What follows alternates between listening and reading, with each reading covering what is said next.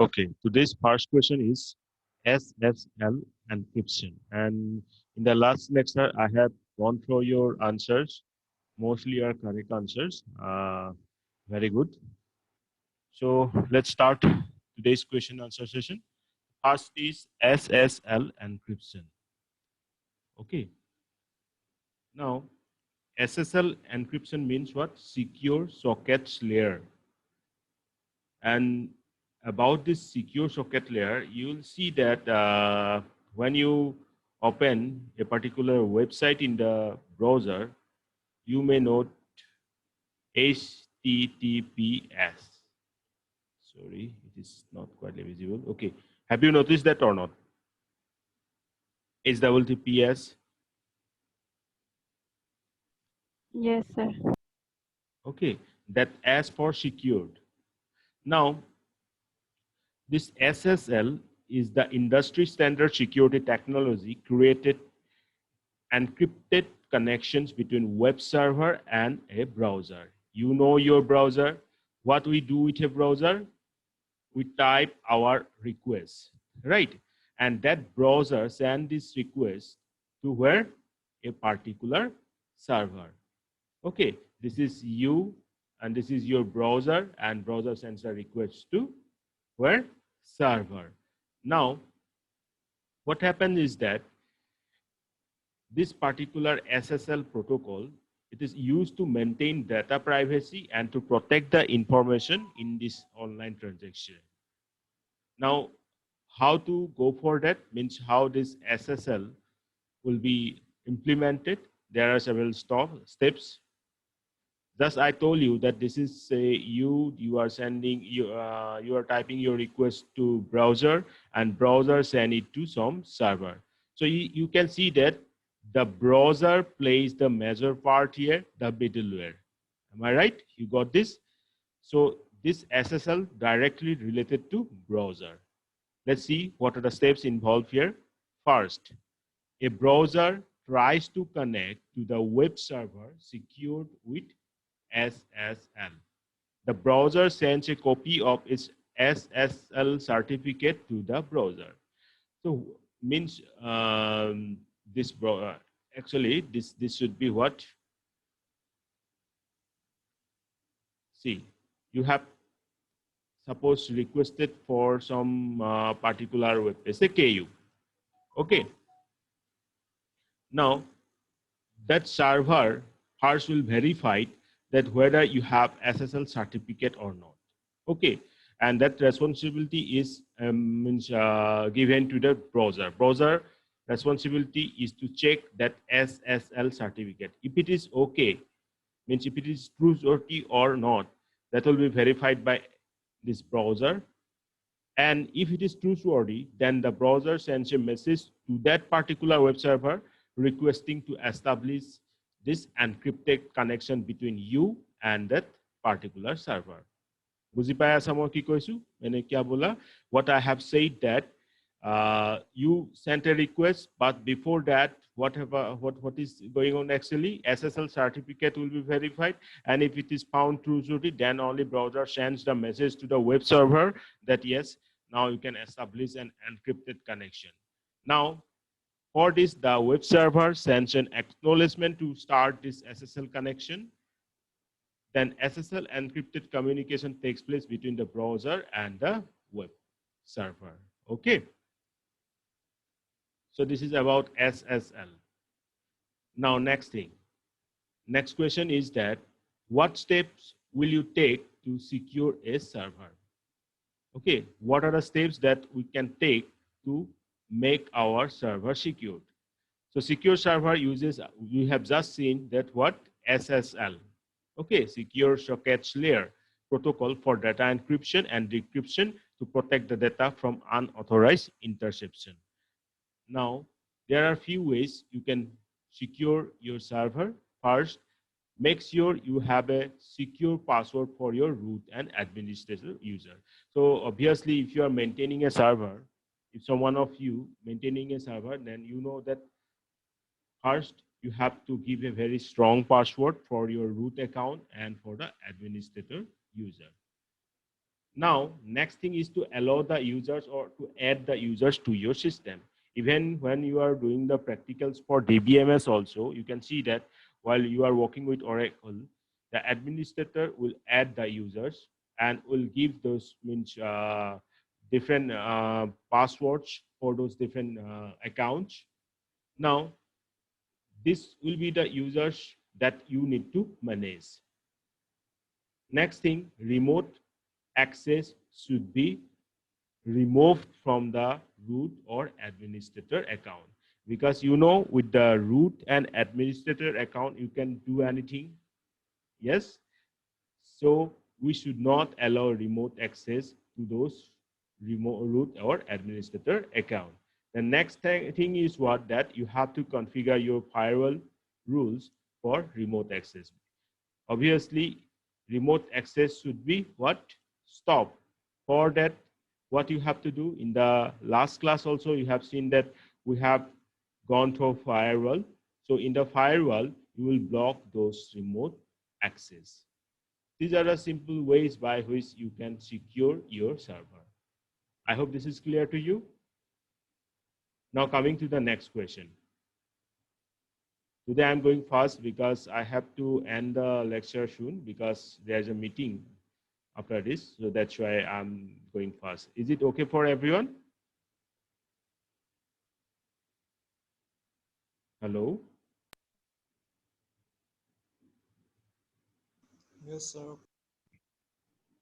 Okay. So next thing is data leakage. So by the term data leakage, what we mean? Intentional and unintentional transmission of data from within the organization to an external unauthorized destination.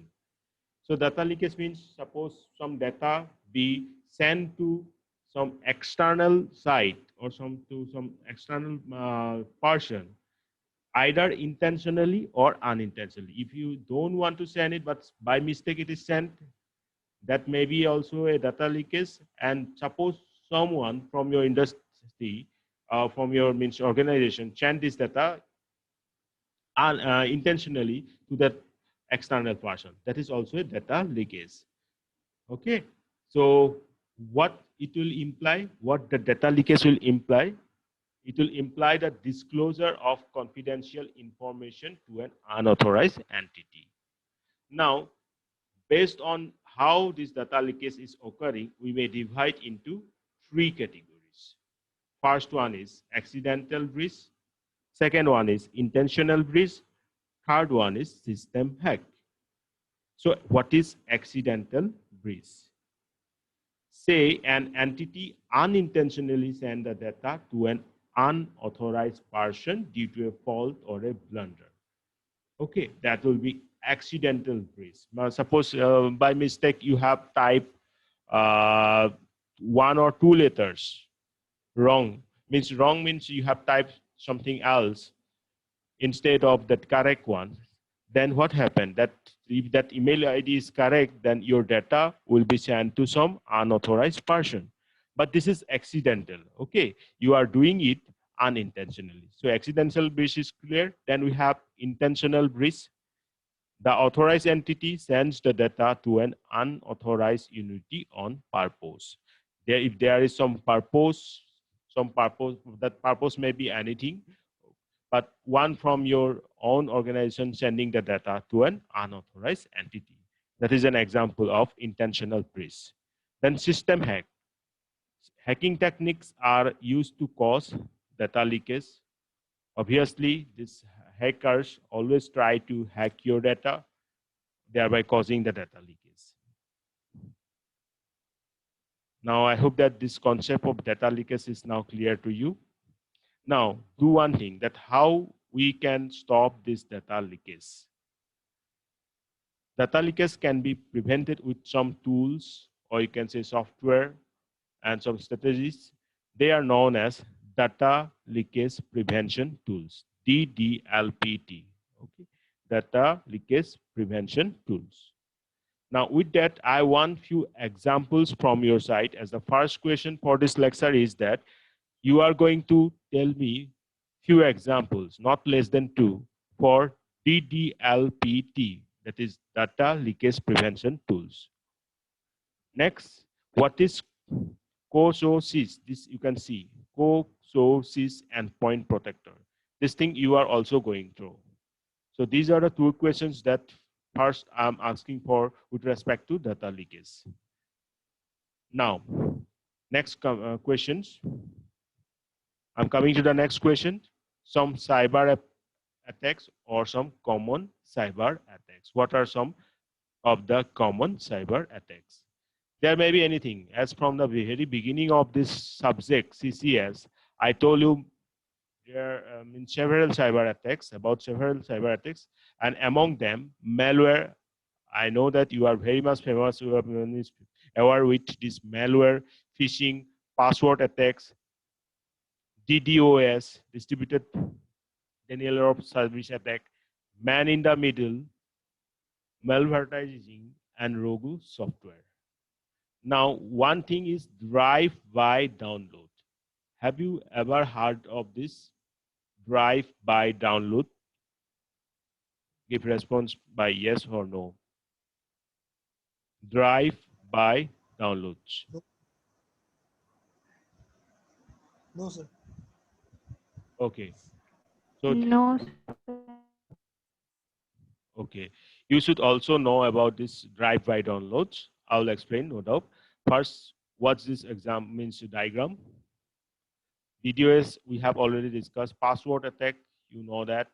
Phishing, you know. Malware, you know. Man in the middle, you also know. This one I will discuss.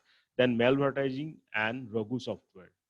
I hope that you are also hearing about this malvertising and rogue software. Now coming to the first one, that is drive by downloads. What is drive by download? Drive by download क्या है? A drive by download refers to the unintentional download of malicious code onto a computer or mobile device that exposes users to different types of threat. Cyber criminals make use of drive-by downloads to steal and collect personal information, inject banking trojans. You know banking trojans? You may kindly note it. Banking trojans. What is that? Or introduce exploit kits or other malware to endpoints, among many others. See, it is very important to know about drive-by downloads. Nowadays, suppose you are attending some lectures or some, what I can say, any type of preparation or some where you have been provided a link of the, means link from a drive, and it is said that if you click the link you can download that particular note or that particular question paper or like that. I hope you have already gone through this. Okay, but what happens, these links you may not trust every link.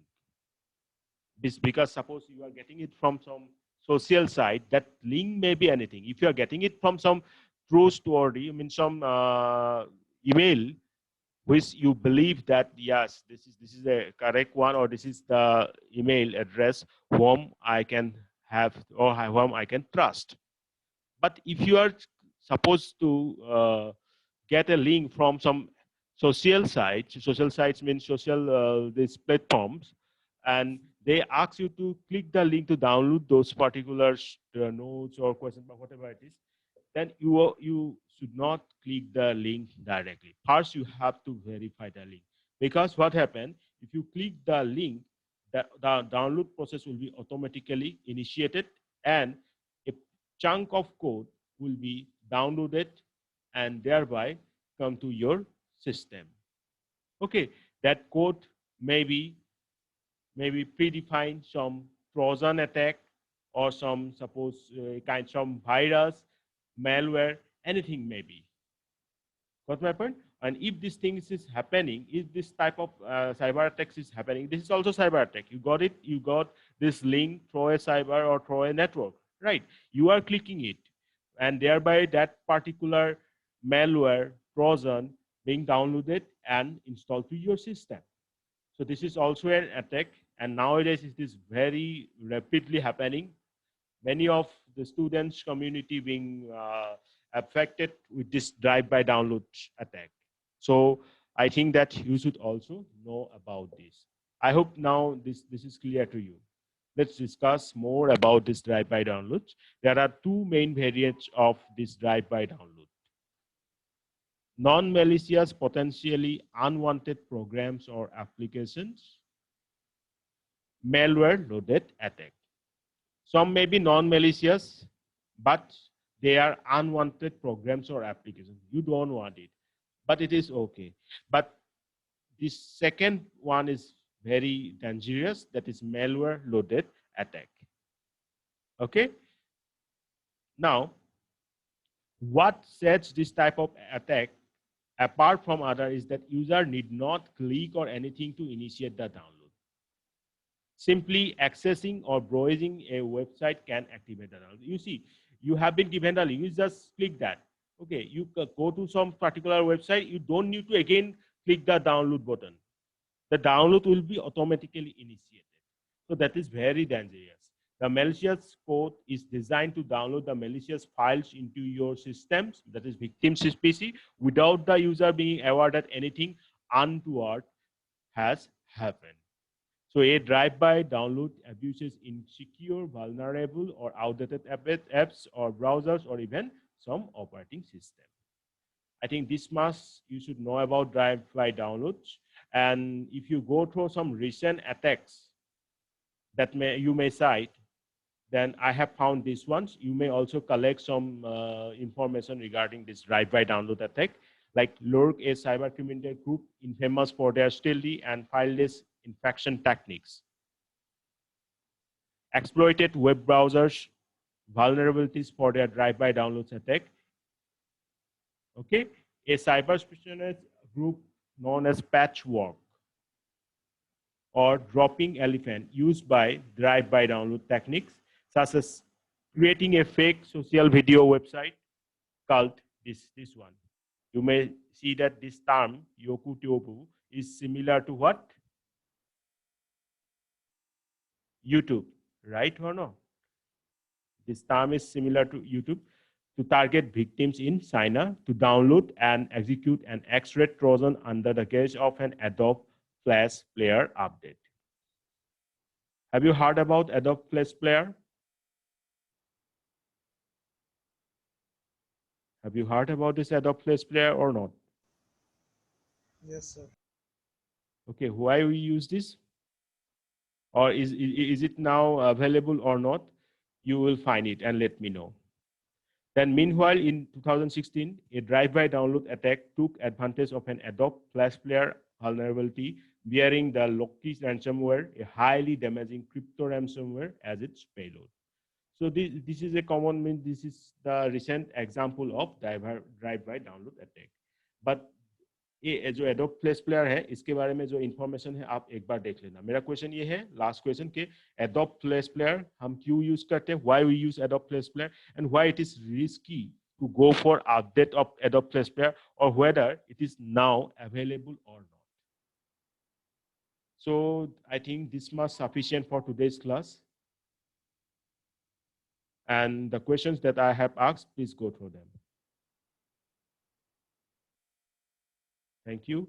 Now I'm coming to the attendance part.